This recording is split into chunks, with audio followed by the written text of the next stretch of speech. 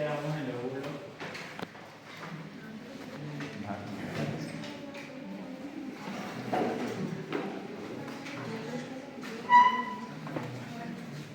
Listo. Entonces seguimos en el lóbulo occipital. Recuerden que como hemos visto las funciones de la parte occipital, la principal función a nivel de la parte occipital, ¿cuál es? La visión. Entonces, en este lóbulo occipital vamos a encontrar dos áreas específicas, que es un área visual primaria y un área visual secundaria. El área visual primaria, ¿cuál va a ser su función? ¿Cuál creen ustedes? Recibir las imágenes. Recibir las imágenes, exactamente. O sea que después de que, ahorita que lo veamos en las paredes craneales, entonces después que llega toda la información por el cuerpo geniculado, llega hasta el área visual primaria, que es el área de Brodmann número 17. Pero cuando yo recibo esas imágenes, yo tengo que asociarlas. Para poder asociarlas, voy a utilizar el área visual secundaria, que es el área visual de asociación, la cual está dada por el área 18 y 19, que es lo que me rodea al área ¿qué? 17. Entonces, esta área visual secundaria, ¿con quién se conectaría? Con la primaria.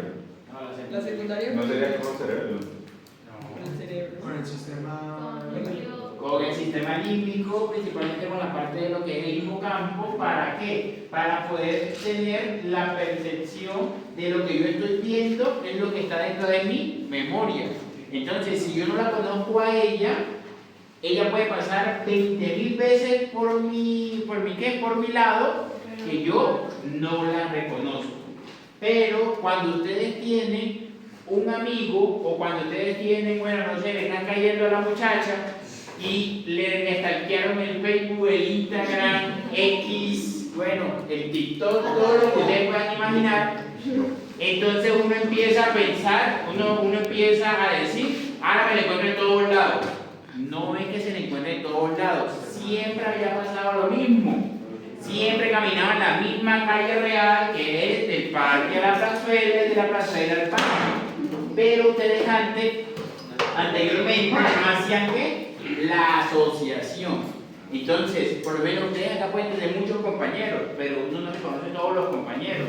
Al que reconoce, uno lo ve, no se lo ven desde la plazuela hasta tal discoteca y ustedes lo reconocen, ¿verdad? Pero si uno no tiene esa asociación, entonces uno piensa, ese es uno más ¿de quién? Del montón. Entonces eso siempre pasa y uno piensa que es que la mente lo está traicionando a uno, o uno se lo está encontrando casi de forma voluntaria. No es así, sino que al momento que yo tengo la asociación con el hipocampo, entonces ya yo empiezo a asociar esas imágenes ¿con qué? Con lo que está en mi memoria. ¿Sí?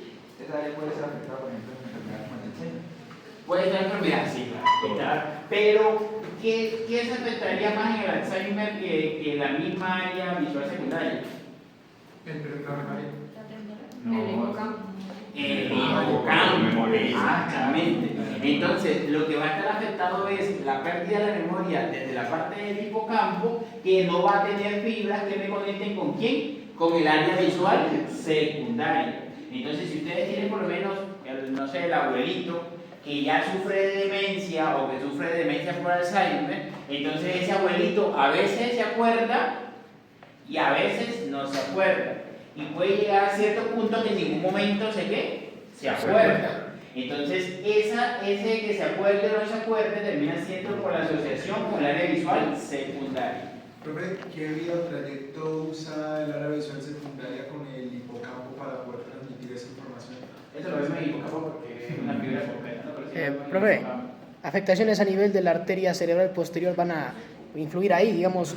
Hay algo que se llama ceguera cortical. Sí, claro. Si se produce una isquemia, si produciera una isquemia a nivel de la parte occipital, entonces yo puedo tener una afectación tanto del área primaria visual como el área visual secundaria.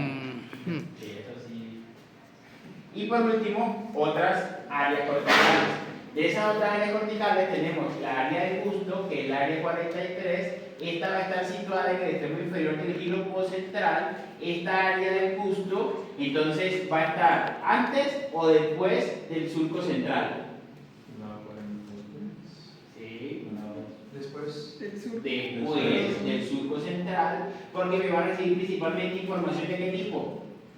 Sensitiva. Sensitiva, exactamente, y esta área entonces me va a integrar la información con la parte del gusto. Pero este gusto también se va a relacionar con la parte de la memoria. ¿Por qué? Porque por lo menos ustedes pueden, no sé, comer X comida y ustedes dicen, eso me acuerda a la comida que me hace mi abuelita. Ese que me acuerda, esa comida que me hace mi abuelita, es por la integración que hay entre la memoria y el área del gusto.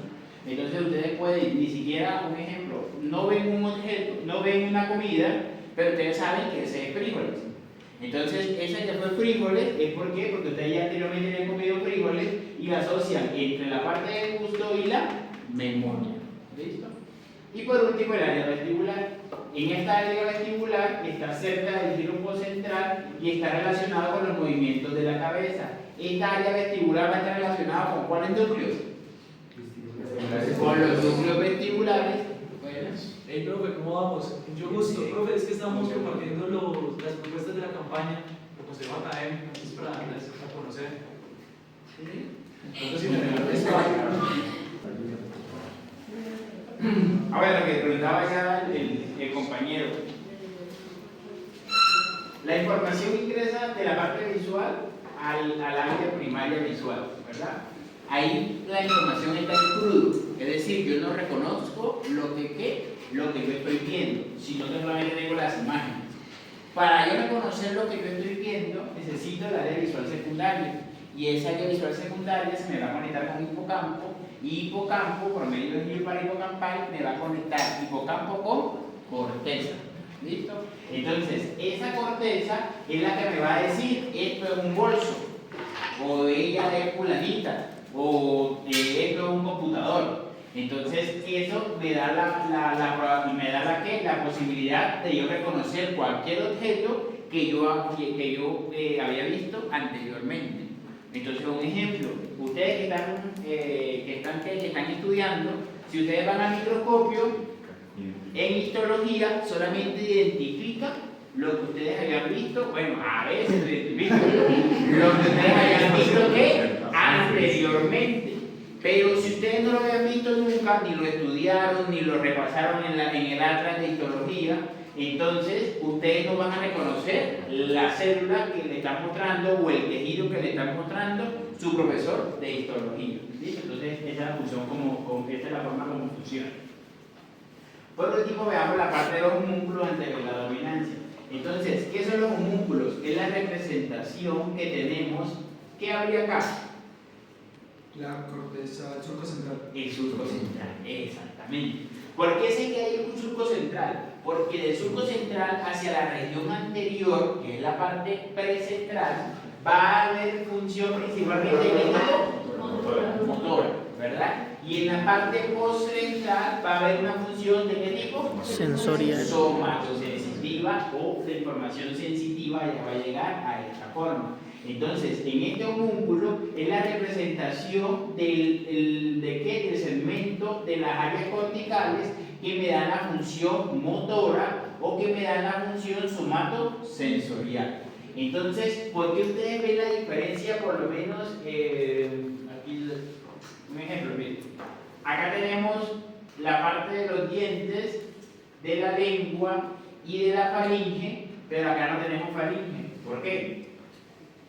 Porque el movimiento de la faringe como tal. O sea, Exacto. Porque no hay la respuesta que motora. Pero la faringe sí me está recibiendo información sensitiva. Igual la lengua me recibe información sensitiva, pero también motora. Me da la respuesta motora. ¿Por qué la cara? Miren aquí la cara y miren aquí la cara. Si lo comparamos con un pie, tanto en la parte motora como sensitiva, ¿por qué es más grande la cara que el pie? ¿Por qué hay una mayor cantidad de neuronas dedicadas a esa percepción? Sí, porque hay mayor percepción tanto sensitiva como mayor función motora, que principalmente todo lo que es la parte de la mímica facial, a diferencia de la función que podemos llegar a tener en el pie, que sí son movimientos o sí son respuestas motoras, pero son mucho más básicas de las que tenemos a nivel de la parte de la cara. Entonces, cuando vean un músculo, esto lo van a ver más adelante, pero cuando vean el músculo, por eso es que aquí la representación viene, esta es la parte del tronco, y esta es la parte del tronco. Este tronco, en función motora, va a ser menor que lo que por lo menos en la mano, o va a ser menor que por lo menos en la parte de la mímica facial, o va a ser muy parecido a lo que es la parte del pie. Por eso es que hay una estructura más grande y otras más pequeñas. Entonces, Y la función, lo que está en la parte de azul, entonces va a ser una función ¿de qué tipo? Sensitiva, y esto va a ser una función netamente motor. Algunas estructuras, mire por lo menos acá la parte del pene, tiene una respuesta que sensitiva, pero miren acá, no hay una respuesta que motora. ¿Sí? uy, no se me olvidó. Pero algo que no habíamos visto en cerebelo es que no solamente hay, esto es un músculo cerebral, pero también hay un músculo Baja, cerebroso, bonito, gracias. en el cual se representa que la parte central, que es, ¿cómo se llama esta estructura acá? El vermis. El vermis. Entonces, la parte del vermis me va a dar toda la información, una coordinación motora de lo que es la parte principalmente de qué? Del tronco y el eje central. A diferencia de los lóbulos cerebelosos que me van a dar información hacia dónde? Extremidades. Hacia miembros superiores y miembros inferiores. ¿Listo? Entonces por eso ustedes van a encontrar y en el día lo pueden revisar que está tanto el músculo cerebral como el músculo cerebeloso. ¿Qué función me cumple principalmente esta parte de los músculos cerebelosos? Motor. Vermis. ¿Pero qué tipo de motor? Coordinación. Coordinación motora. ¿Listo? En cambio, acá esta parte de la corteza me puede llevar a dar desde movimientos finos hasta movimientos gruesos. Y esto lo vamos a ver más adelante cuando veamos cambios basales. ¿Listo? Y por último, para terminar, la parte de la dominancia. Entonces, en la dominancia tenemos de que el 90% de las personas son diestras o zurdas. El 90% de las personas son diestras. Esas personas que somos diestras tenemos una dominancia derecha o izquierda. Izquierda. Tenemos una dominancia izquierda. ¿Cómo yo sé que tengo una dominancia izquierda? Porque las motoneuronas, esto ya lo vimos, las motoneuronas, es decir, la corteza izquierda, me va a dar la información de qué? De mi mano derecha. Y me va a dar la información de mi pie derecho.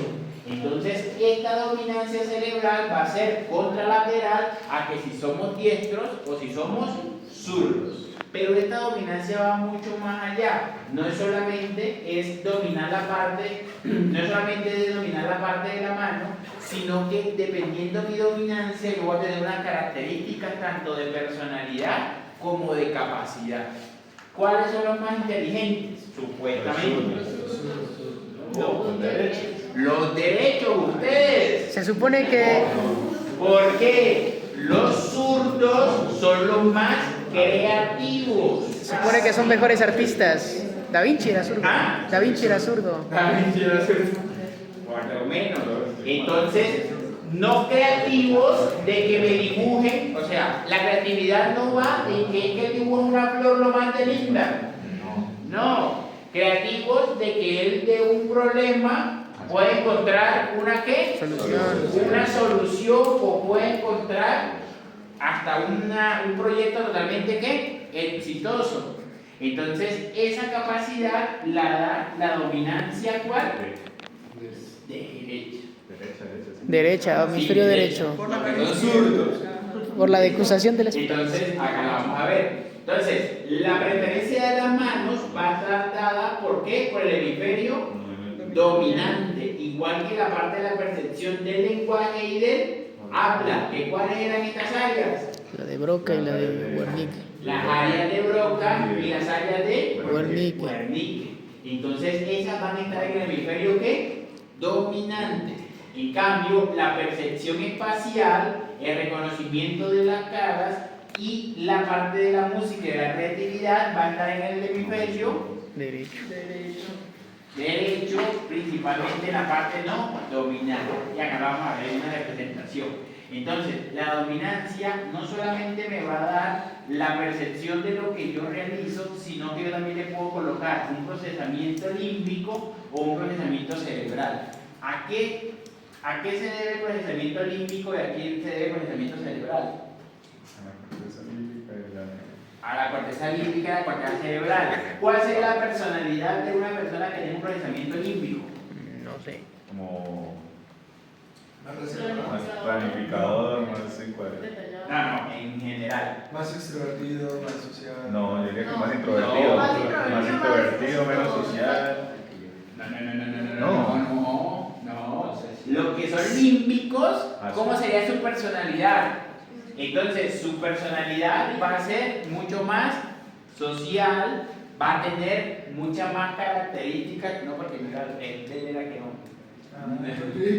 No, va a tener mayor capacidad de ¿qué? De interactuar con las demás personas y va a tener una capacidad de ¿qué? De mayor empatía con el resto de los individuos. A diferencia de un procesamiento cerebral, que en ese procesamiento cerebral solamente todo va hacia el raciocinio. Lo que decía ahorita el compañero, el que dice el fin justifica los medios. Maquiavelo. Eso cada quien queda con su procesamiento. Entonces, ¿por qué? Porque dependiendo de este procesamiento y dependiendo de la dominancia que yo tenga, voy a tener unas características. Esto lo utilizan mucho los psicólogos y esto lo utilizan mucho los psicólogos.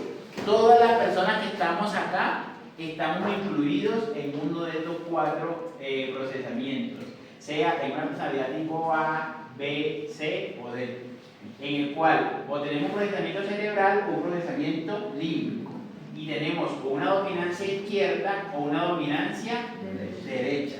Entonces, los que tenemos una dominancia izquierda, estos vamos a ser mucho más lógicos, analíticos, basados en hechos cuantitativos, organizadores, planificadores, secuenciales y detallados.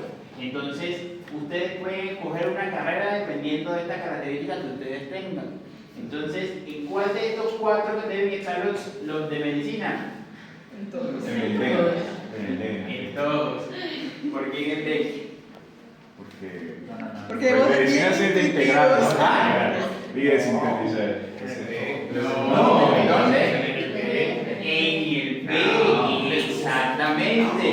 ¿Por qué en el B? Porque nosotros tenemos que tener la lógica y el análisis, porque lo que ustedes le comentan a sus pacientes son ideas al aire.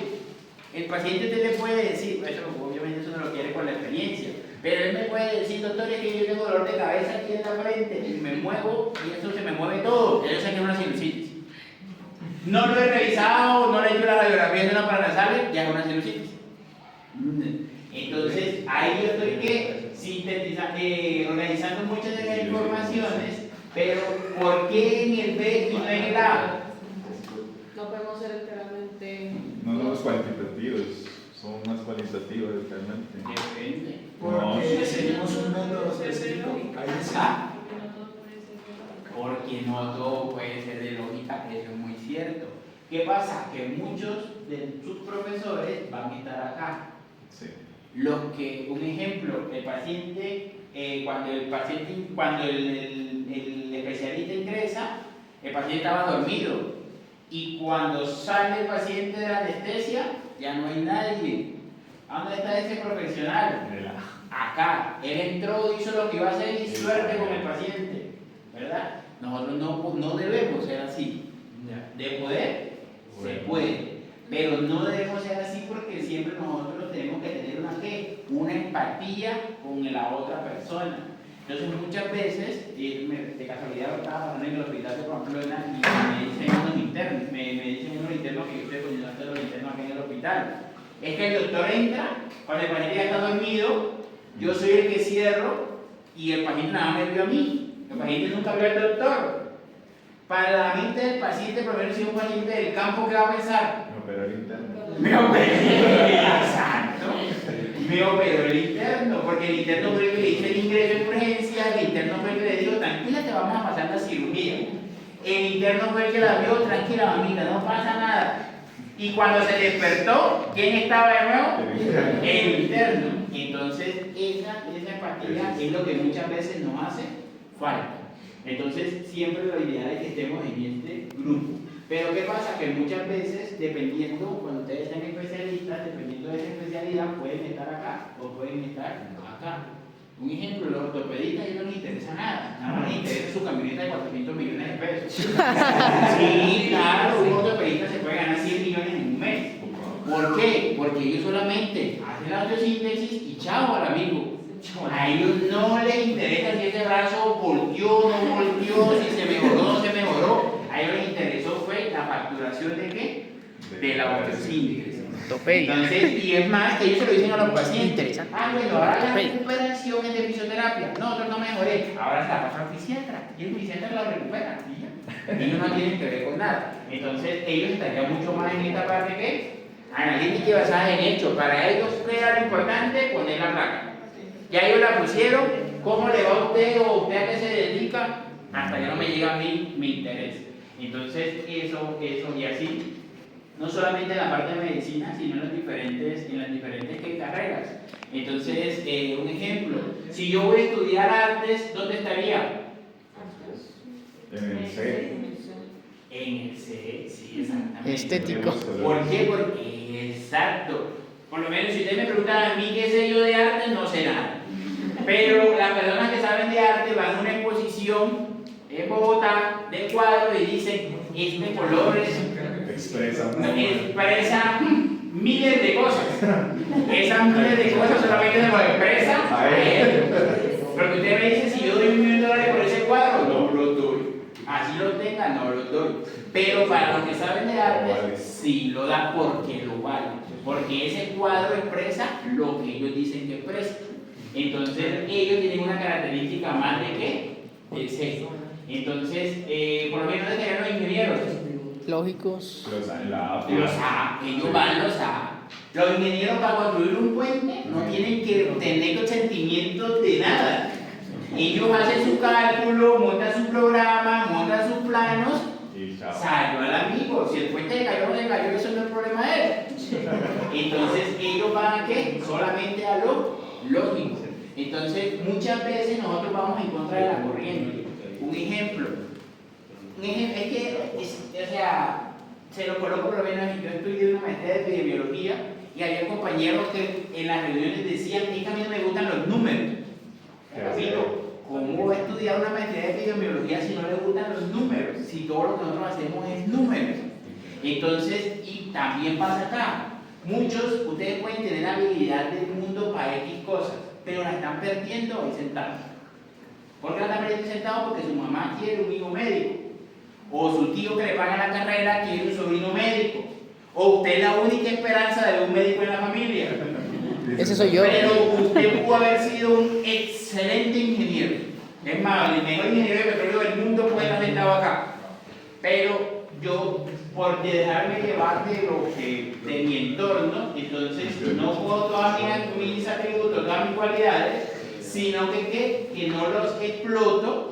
Y al no explotarlos, entonces no me voy a desarrollar como un buen profesional.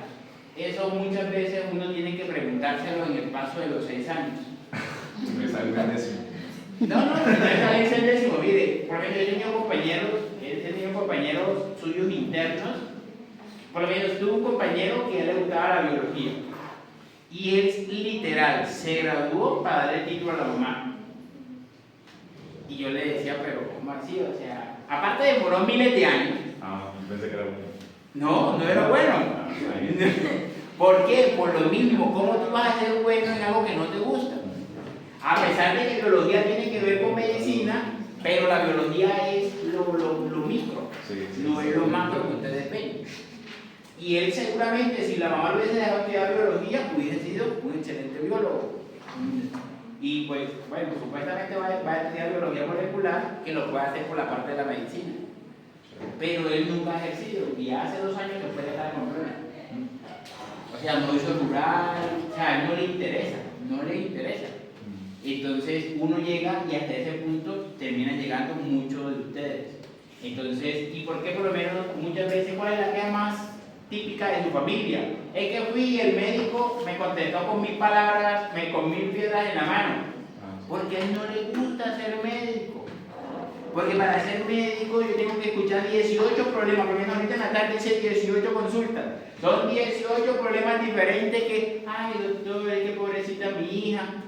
Y entonces todo el mundo dice como que, ¿y qué pasa? ¿Que su hija está enferma?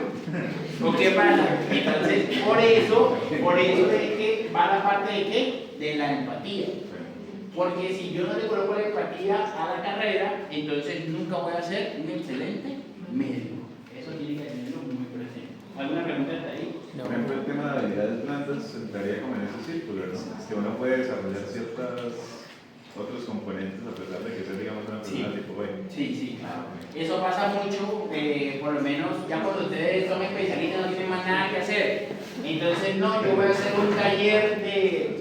¿Eso que hace barro? ¿Cómo se llama eso? Ese- De orfebrería. Alfarería. Entonces voy a hacer un taller allá y cojo y empiezo a hacer como porquería. Entonces ahí yo estoy desarrollando una nueva característica o una nueva cualidad.